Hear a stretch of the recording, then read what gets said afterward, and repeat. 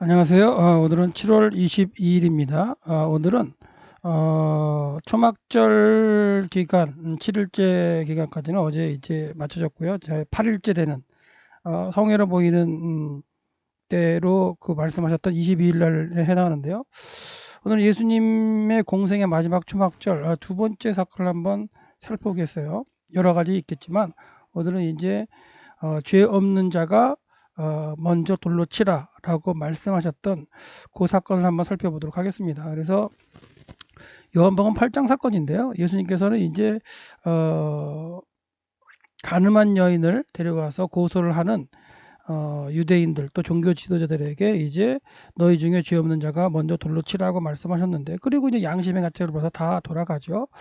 그 사건에 대해서 한번 시대적인 배경, 그 당시에 이 초막절 또는 그 전에 있었던 속죄일 또는 나팔절이 7월 절기에 속한 이때의 배경을 들어서 한번 살펴보도록 하겠는데요.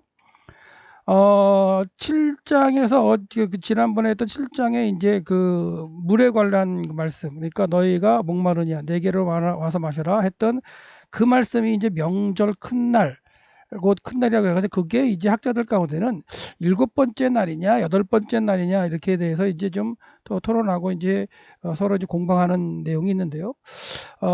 이 8장 사건은 그 다음 사건으로 연결되는 느낌으로 있기 때문에 이것도 초막절과 연관된 사건으로 학자들은 분류를 합니다. 그래서 이제 7장 사건을 일곱 번째 날로 보는 분들은 이제 8장을 여덟 번째 날로 보기도 하는데, 하여튼간 이 8장 자체도 초막절에 이렇게 이제 예수님께서 가르치시는 그 시기에 같이 일어난 사건으로 볼 수 있다면, 이제 7장 사건이 있었고 예수님은 이제 감람산으로 가셨다 이런 표현이 나와요. 그리고 아침에 다시 성전으로 들어오시니, 그러니까 감람산으로 가셔가지고 이제 기도하시고 아침에 다시 들어오셨다, 그런 형국이 될 텐데, 지도로 본다면 예루살렘 이제 그 당시에 예수님 당시에 예루살렘 성전이 모습이고요.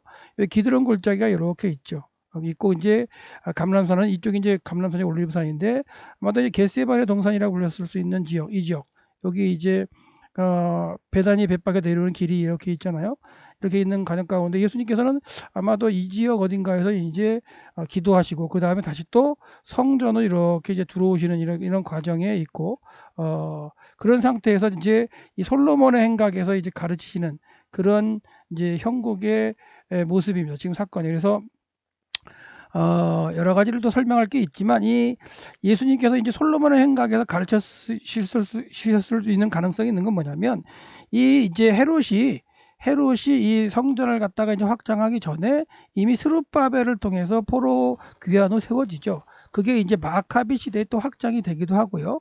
이제 확장이 된다는 건 성전 자체가 확장이 된다보다도 이 주변에 있는 이 그 마당이 확장이 되는 거죠. 근데 확장을 할 때에 이 북쪽으로도 확장할 수가 있고요.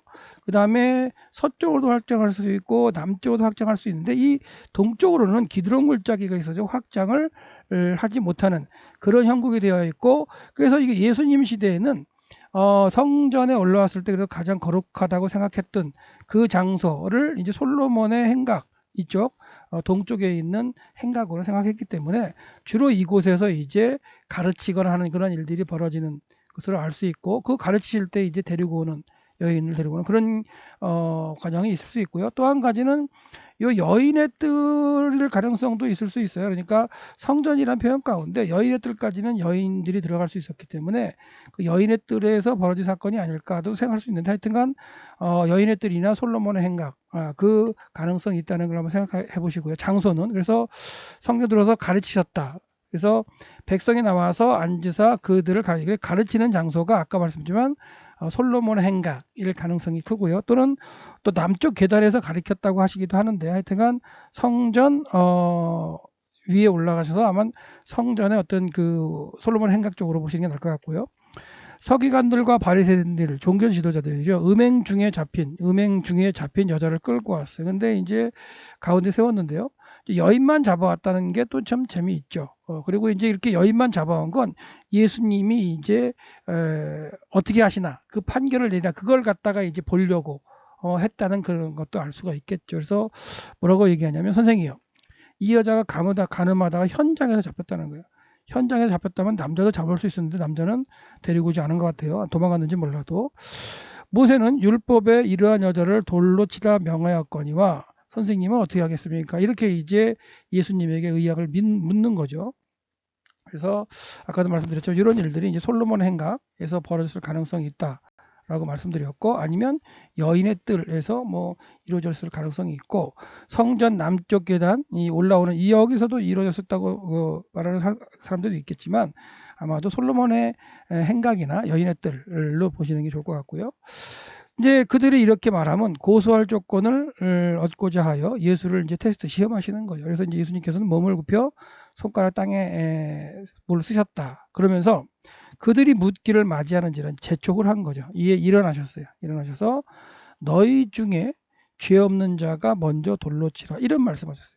그러니까 침묵하시고 땅에다 못 쓰시거나 계속해서 재촉하고 요구하고 소리 지르고 외치는 그들의 얘기를 다 들으시다가 이제는 일어나셨죠. 일어나실 때 이제 많은 사람들이 이제 무슨 얘기를 할까 집중을 했을 것 같아요. 그랬을 때 하신 말씀이 뭐냐면 너희 중에 죄 없는 자가 먼저 돌로 치라. 이렇게 된 거죠. 그러니까 고소하러 온 그 사람들 또는 거기에 모인 많은 유대인 어린아이 뭐 다 모였을 때 너희 중에 죄 없는 자가 돌로 치라 이렇게 말씀하셨어요. 그리고 다시 또 이제 몸을 굽혀서 땅바닥에 물을 쓰셨는데요. 근데 이 말씀을 듣고 그들이 양심의 가책을 느껴 어느로 시작하여 젊은이까지 하나씩 나가고 오직 예수와 그 가운데 서는 여자만 남았어요. 다 도망간 거죠. 다 이제 간 거예요. 다 갔다는 얘기는 죄 없는 자가 돌로 치라는 그런 명령을 말씀하셨을 때 양심의 가책이나 죄가 있다는 걸 생각했겠죠. 그래서 하나씩 빠져나가는 그런 모습이 될 텐데요. 이제 사람들이 다 간 다음에 여자에게 예수님께서 뭐라고 하시냐면 여자여 너를 고발하던 자들이 그들이 어디 있느냐 너를 정죄한 자들이 없느냐. 그래서 너를 고발하던 그들이 어디 있느냐 이 말씀은 뭐냐면 이제 그들이 없는 거는 이제 죄를 깨우치고 갔다는 얘기고요. 너를 정죄한 자가 없느냐. 정죄한 자가 있었죠. 있는데 그들이 죄를 생각하고도 갔기 때문에 이제 이 여자를 정죄할 사람. 그러니까 죄를 지은 사람이 죄를 있는 사람에게 정죄하는 그런 거에 대한 어떤 예수님께서는 또한 깨우쳐서 너희들이 죄 가운데 있으면서 또 죄 있다고 정죄를 하느냐. 어떤 죄든지 있으면 사함 받기 전에는 죽을 수밖에 없다. 그런 말씀을 하면서 심판에 대해서 이제 깨우치신 그런 말씀이 되겠는데요. 이때 이제 그 여인은 그러죠. 죄 없나이다. 정죄한 사람이 없다는 얘기죠. 그래서 예수님도 나도 저를 정죄하지 않겠다. 다시 다섯이는 가서 범치 말라. 이렇게 되어 있는데 오늘 생각해 볼 건 뭐냐면 뭐 죄의 문제를 떠나서 하여튼간 죄의 이 어떤 그 정죄 이런 게 아니라 이 모였던 고소했던 이스라엘 백성들 이 유대인들 이 종교 지도자들이 포함되어 있는 거잖아요. 바리새인 서기관들 포함되어 있는 이들이 자신들도 죄가 있음을 깨닫고 갔다는 거예요. 근데 그 죄가 있음을 깨달은 걸 지금 초막절 절기를 지키고 있는 끝에 이런 사건이 벌어졌는데 이 사건과 그 이전에 있었던 속죄일 사건이랑 같이 비교해 보면 엄청난 의미를 좀 생각해 볼 수가 있어요. 이 이스라엘 백성들이 죄를 사하는 문제, 성전에 와서 구약의 율법은 뭐예요? 죄를 지은 사람은 그 죄를 지은 어떤 크기에 따라 크기나 이런 게 상관없이 가난하든 부자이든 재물을 가져서 자기가 죄진 걸 대신해서 재물을 잡아서 피를 뿌리며 죄 사함을 받는 그런 제사를 속죄제를 성전에 와서 죄를 갖다가 사는 제사를 갖다 드림으로 죄사함을 받았어요. 그런 과정이 있었던 게 이제 그 시대의 모습인데 그렇다면 그 모든 사람이 돌아갔다는 얘기는 그들이 다 죄를 지었다는 거 아니에요. 그들이 또 이제 죄를 지었을 때 그들은 또 그 죄 문제를 해결하려면 뭐 해야 돼요? 또 성전에 가서 제사를 드려야 되겠죠. 그렇게 돌아오는 그런 과정인데 하여튼간 이런 과정 가운데 대속죄일의 관계로 한번 살펴보는데요. 지난번에 7월 7번째 달 10일 날에 해당하는 그 7월 10일 날 대속죄일 사건 하나님께서 아론에게 명령하셨던 그 사건을 가지고 대속죄일 날 이제 행하는 의식을 좀 살펴봤는데 예수님 예수님으로부터 한 200여 년 전부터 이 예루살렘 성전에서 이루어졌던 이 대속죄일에 이루어졌던 일들을 한번 잠깐 좀 이렇게 살펴봐 보려고 그러는데요. 이제 대속죄일 날 이제 7월 10일 날 이렇게 성전에서 이제 대제사장의 죄를 사하는 의식은 이제 살펴드렸고, 그 다음에 이제 아사세를 위한 염소를 갖다가 그 이제 광야로 보내기 위해서 이런 일들을 벌였다고 했는데, 염소 두 마리를 잡아서 하나는 여호와를 위해서 이제 그 바쳤죠. 그리고 이제 그 피를 갖다가 백성들을 바쳤고, 이 아사세를 위해서 이제 제비 뽑힌 이 염소의 머리에다가 이렇게 이제 뿔에다가 이렇게 붉은색 리본을 달아놨었죠. 구별을 해놨어요. 그래놓고는 이제 아사스를 위한 이 광야로 내보낼 염소에게 이제 안수를 하게 되는데요. 이제 안수를 하게 되는데, 안수하면서 이런 얘기를 하죠. 이제 대제사장이 고백을 하겠죠. 오 주님, 하나님의 백성인 이스라엘이 하나님 앞에 죄를 범하였나이다. 오 주님, 주님 앞에 용서를 비우니 모든 죄와 허물을 용서하여 주시옵소서. 이렇게 이제 대제사장이 이렇게 이제 기도를 하고 이스라엘 백성의 모든 죄를 이제 그 염소에다가 이렇게 전가 이렇게 안수하면서 이제 놓는 거죠. 그래서 이제 레위기 16장에 말씀하신 대로 그걸 갖다가 이제 그 염소를 미리 정해준 제사장을 갖다가 맡겨서 이제 성전에서 데리고 나가게 되죠. 그래서 성전의 동쪽 문으로 이렇게 데리고 나가게 돼요. 이날만큼 대속죄일 날만큼은 성전에 있는 모든 문들이 다 열렸답니다. 그러니까 성전에 있는 모든 문들은 동쪽 문을 향해서 열리게 되는데 동쪽 문을 다 열렸겠죠. 그러니까 예를 들자면 성전 자체의 본체가 있고요. 뭐 성소가 있고 지성소가 있고 그다음에 앞에 제단들이 있었겠죠. 제단이 있고 그다음에 여기 이제 니카넬 게이트라고 있었어요. 여기도 니카넬 게이트도 열렸을 거고 그 바깥에 이제 여인의 뜰의 문도 열렸을 거고요. 그 바깥에 성문 자체 성벽 자체에 있는 이 수산문이라고 하는 동쪽에 향한 문이 열렸다. 그래서 다 열려서 이 문을 열리면서 이제 동쪽으로 이 그 염소를 갖다가 이제 데리고 나가면서 이제 광야로 가는 그런 과정이 되는 거예요. 그래서 이제 이 양을 데리고 나갈 때 사람들은 아셋을 염소에게 뭐라고 얘기냐면 지고 가라. 그러니까 우리의 모든 죄를 지고 이런 얘기를 하는 거죠. 우리의 모든 죄를 지고 광야로 가라. 더 이상 우리의 죄가 여기에 머물러 있지 하게 말라. 이런 의미로 계속해서 이제 광야로 아사살에게 드려질 염소를 끌고 가는 제사장 이제 뒤에서 이제 이런 얘기를 하는 거죠. 예. 그러면서 우리의 죄를 가지고 가라. 그래서 이렇게 이제 얘기를 하는 가운데 그 당시에 이건 이제 율법에 정해진 거 하나님 정하신 거 아닙니다. 그러니까 포로 이후에 한 주전 200년 정도, 그러니까 예수님 오시기 200년 정도 그때부터 이제 어떤 퍼포먼스 일환으로 이제 했던 그런 것들이 예수님 당시에도 지켜졌다는 그런 것 가운데 보여드리는 거예요. 설명드리는 건데, 그래서 이제 성전으로부터 이제 광야 끝 동쪽으로 가다 보면 이제 광야 끝이 유대와의 끝이 나오겠죠. 그 끝에 이르기까지 10개 정도의 오두막을 갖다가 만들어서 음식물과 음료수를 갖다 준비했답니다. 그거를 이제 끌고 가는 제사장과 또한 그를 쫓아나가면서 뭐 신호를 할 그런 사람들이 이제 머무를 공간이 되겠죠. 그래서 이제 예루살렘의 유주들 아까 이제 우리의 죄를 지고 가라고 막 했던 그 백성들은 첫 번째 오두막에서 이제 다시 성전으로 돌아가게 되는 거고요. 그리고 이제 대기하던 사람들은 이제 다음 오두막을 계속 동행하는데 그래서 10개의 이제 오두막이 있다면 이제 여기를 이제 이렇게 지나가면서 이제 제사장이 먼 길을 가는 거니까요. 그래도 이제 반나절 이상을 가는 그런 거리의 길을 갖다 가기 때문에 음료수도 먹고 하면 쉬는 거는 그런 오두막을 만들어 놨고 그다음에 여기 갈 때마다 이제 한 사람씩 남겨두는 거죠. 그 이유는 이제 나중에 또 한번 설명드릴게요. 설명에 남겨두는데 그렇게 해서 이제 광야로 나가면 광야 끝에 가면 딱 이 장소는 아니지만 이렇게 이제 낭떠러지가 된 이런 장소를 만나게 되죠. 그래서 이렇게 만나게 되면 이제 마지막 이제 오두막 10번째 오두막에서는 이제 사람들이 더 이상 따라가지 않고요. 거기에 마지막 사람이 남아 있겠죠. 그리고는 마지막으로 제사장과 그다음에 염소를 끌고 제사장만 혼자 이렇게 더 광야로 나가서 절벽에 이렇게 쓰는 거죠. 이런 식으로. 그래서 레위기 말씀에는 어떻게 되냐면 염소를 끌고 나가서 광야로 나가서 무인지경 아무도 없는 사람이 있는 그곳에 이르거든 거기서 이제 광야에다 풀어 놓으라 이런 말씀을 하셨는데 그게 이제 어떻게 이제 관습이 바뀌었냐면요. 마지막으로 가서는 이제 낭떠러지에 올라가서 이렇게 해서 이제 그 뿔에 있던 그 끈을 갖다가 이렇게 풀러 가지고 반을 잘라서 이렇게 돌에 묶었답니다. 돌에 묶고 그다음에 다시 또 이제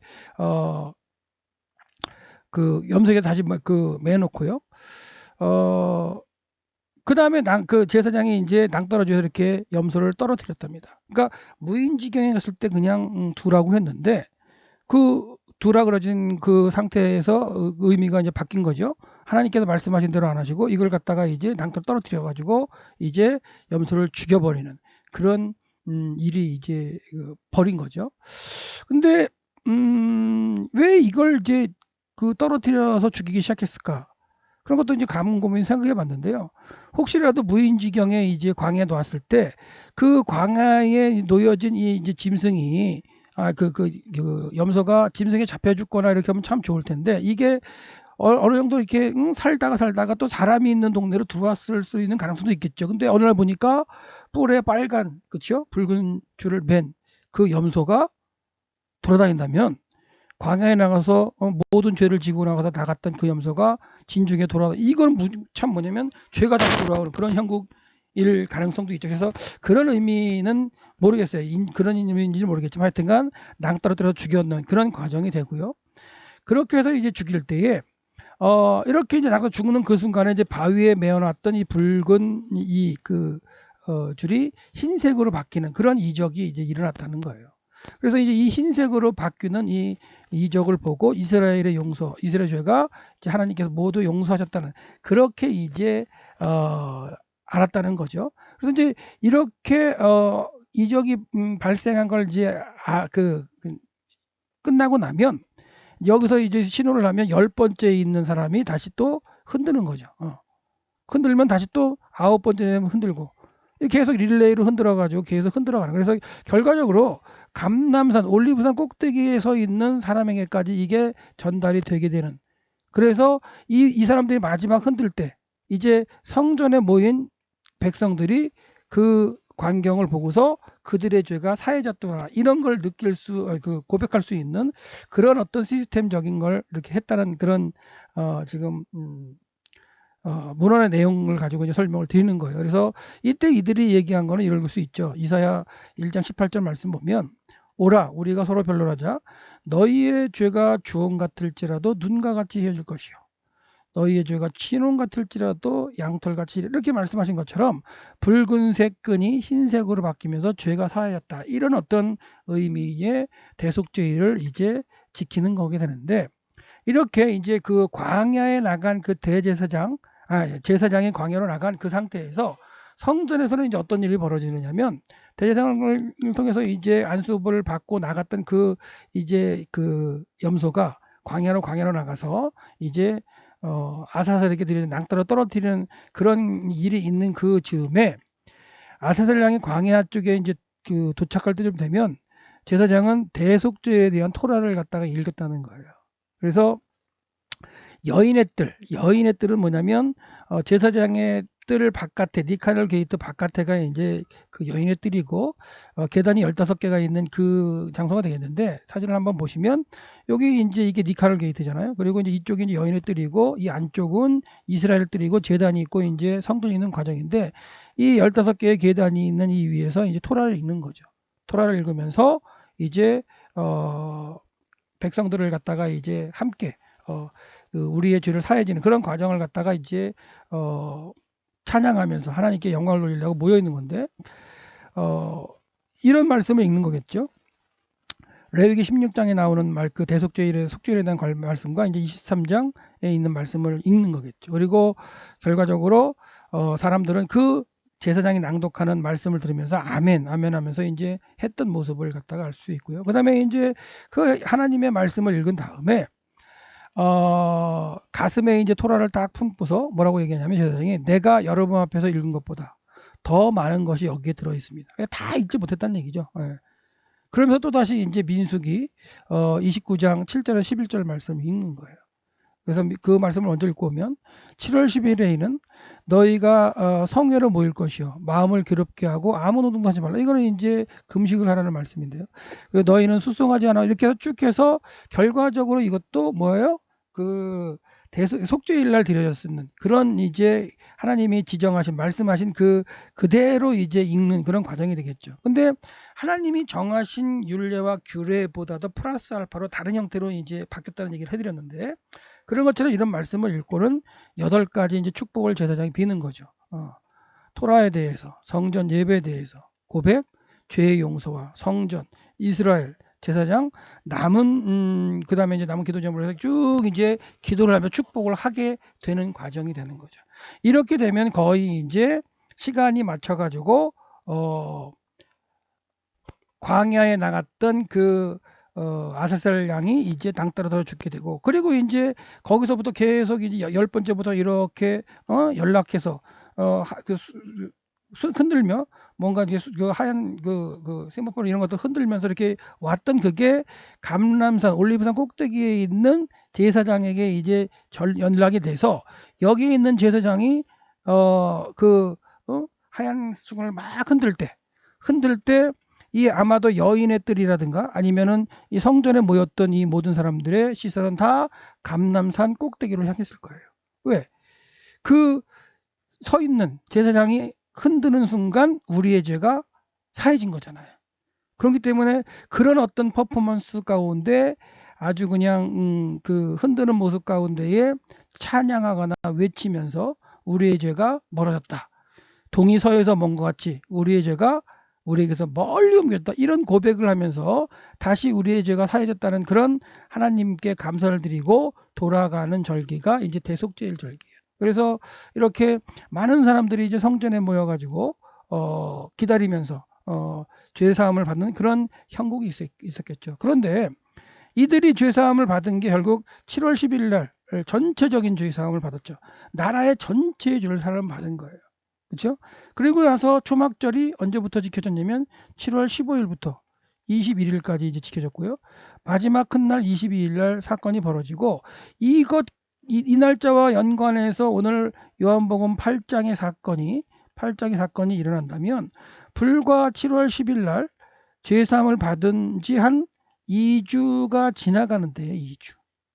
2주가 지나가는 중에 고소하러 왔다가 예수님께서 너희 중에 죄 없는 자가 먼저 돌로 치라 했을 때 모든 사람이 다 돌아갔고 한 사람도 남은 사람이 없었어요. 그렇다면 그들이 돌아간 이유는 죄가 있었다고 생각했기 때문에 돌아갔겠죠. 그렇다면 그들이 언제 죄를 지었을까요? 아니면 그들이 죄사함에 대한 확신이 있었을까요? 그래서 고민을 해본 게 이런 거죠.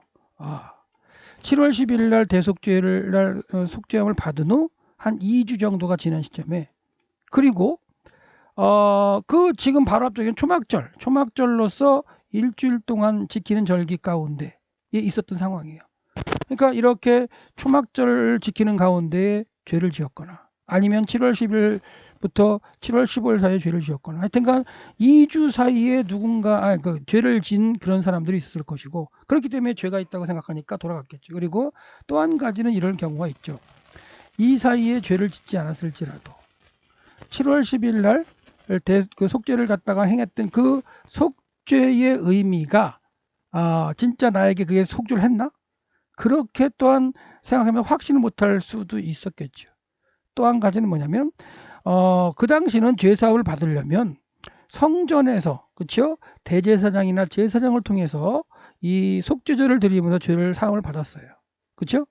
그리고 1년에 한 번 대제사장을 통해서 전체의 죄를 사하는 게 이제 대속죄였기 때문에 그렇게 이제 대제사장이 사하지만, 그러니까 그렇게 이제 죄를 사했던 그 구약의 제사에 대한 확신이 있었겠느냐, 확신이 없었는가, 이런 것도 좀 고민해 볼 수 있는데, 왜 이런 얘기를 하냐면 이미 예수님 오시기 200년 전부터 이 그 성전 공동체가 좀 무너지기 시작했어요. 그래서 대제사장이 종신직인데 대제사장을 갖다가 돈 주고 사고 팔기도 하고, 그다음에 성전에 어떤 제사장들 파가 생겨가지고 서로 막 싸우기도 하고, 서로 제사를 드리겠다고 제단에서 싸워서 제사장을 밀쳐가지고 떨어뜨려서 다치기도 하고 죽기도 하고, 이런 일들이 많이 벌어졌기 때문에 이미 구약 시대에 이 스룹바벨 성전 지어진 이후에 그 예루살렘 성전 공동체가 이미 끝났다고 선언한 사람들이 있었어요.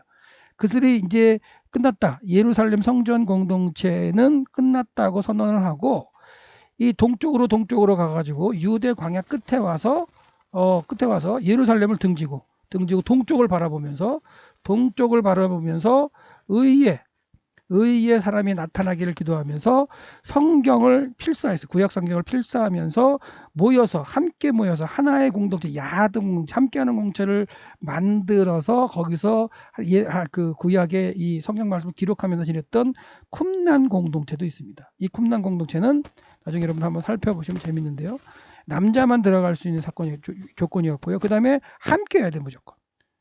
그리고는 둘이 이제 함께하는 그런 거면서 낮에는 일을 하고 이제 밤에는 또 성경 말씀을 읽고 묵상하고 필사하고 외우고 이랬던 공동체. 그러니까 그런 공동체가 이미 예수님 오시기 전에 뭐 100여 년, 150년 전 이전부터도 있었기 때문에 예루살렘 성전 공동체에서 진행되는 이 죄사하는 의식 이런 것들이 백성들에게도 얼마나 그 영향을 미쳤을까라는 고민을 하는 거죠. 그래서 그렇게 본다면 그래도 하나님 앞에 양심은 있었기 때문에 죄 없는 자가 먼저 돌로 치라 했을 때에 그들은 양심의 가책을 받고 다 돌아갔다는 얘기예요. 이런 모습을 볼 때 예수님 당시에 그 절기 3대 절기를 갖다가 하나님께서는 이제 지키라 그래서 하나님 앞에 와서 갈릴리에 있는 사람들도 멀리서 와서 한 10일 정도 걸려서 와서 절기를 지키고 가고 그 절기를 한번 지키려고 하려면 한 2주 정도 3주 정도 걸리는 그런 과정을 오고 또한 예수님 당시 때는요 그 오순절 때 성령이 임할 때에 그 온 사람들을 보면 어디서 와요? 저기 갑바도기야, 뭐 또는 애굽, 그 이집트. 그러니까 지중해 주변에 저 멀리 있는 곳에서 갈릴리는 될 것도 아니죠. 그 멀리에서부터 왔던 사람들이 유대인으로서 하나님의 어떤 절기를 지키겠다고 하나님 백성이라고 생각하면 왔던 사람들이 있어요. 근데 그 사람들이 왔을 때에 이 예루살렘 성전 공동체에 대한 확신이 없었다면 그들이 그곳에서 죄사함을 받은 그런 것들도 어떻게 보면 확신이 없었을 수 있겠죠. 그래서 예수님께서 죄 없는 자가 먼저 돌로 치라고 했을 때 모두가 양심의 가책을 간 그 상태에서 예수님께서는 죄 없다고 또 여인을 갖다가 이렇게 또한 돌려보내시는데 오늘 생각해 볼 건 뭐냐면 3대 절기를 지키겠다고 예루살렘으로 올라가서 하나님께서 나한테 얼굴을 보이지 않으면 죽이겠다는 그 말씀 가운데 몸은 올라가고 다 올라가고 했지만 그 가운데서 행해지는 진짜 하나님께 드려지는 예배나 제사의 그 어떤 행위 자체가 인간을 위한 거였는지 하나님은 하나님을 위한 거였는지 그리고 그런 모습 가운데 죄사하는 의식 하나님께 감사드리는 그런 기쁨이 있었다면 죄의 문제에 대해서 해결했었고 자신 있게 자기가 정죄하려고 데려왔던 그 여인에게 돌을 던져 칠 수 있어야 되는데 그렇지 못했다는 거죠. 그 당시에. 그렇다는 얘기는 그 당시에 문제가 끝나는 게 아니라 이 시대 우리에게 돌아왔을 때 우리가 교회에 가서 예배를 드리고 예수 그리스도의 이름으로 회개하고 그다음에 또한 이렇게 다시 한번 새 힘을 얻어서 사는 이런 과정 가운데 진정 예배를 드리는 과정이나 기독교의 절기를 지키는 이런 과정들이 참 우리에게 어떤 의미가 있느냐.